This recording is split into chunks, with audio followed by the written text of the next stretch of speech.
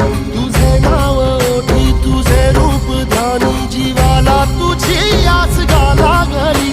जरी बाप सा